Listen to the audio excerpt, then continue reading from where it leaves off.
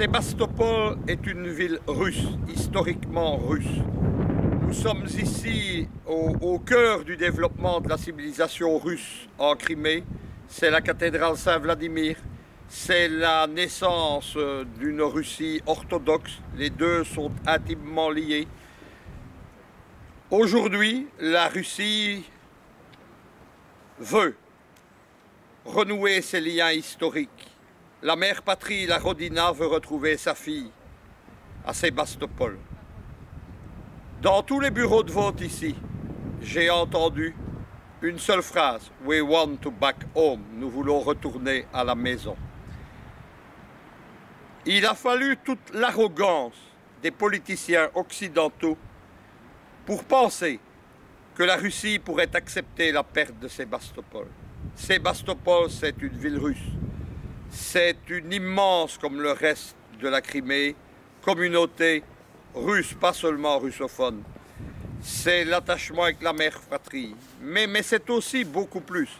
Sébastopol, c'est aussi le symbole du combat antifasciste de 1941. Et quand on voit l'idéologie venimeuse qui est développée aujourd'hui par les soi-disant nouvelles autorités de Kiev, issues du putsch du 21 février, on comprend pourquoi Sébastopol, qui a été élevé, qui vit toujours dans le souvenir de la Grande Guerre patriotique et de ce gigantesque bataille, de ce sacrifice de l'armée rouge qui a été la bataille de Sébastopol, ne peut l'accepter.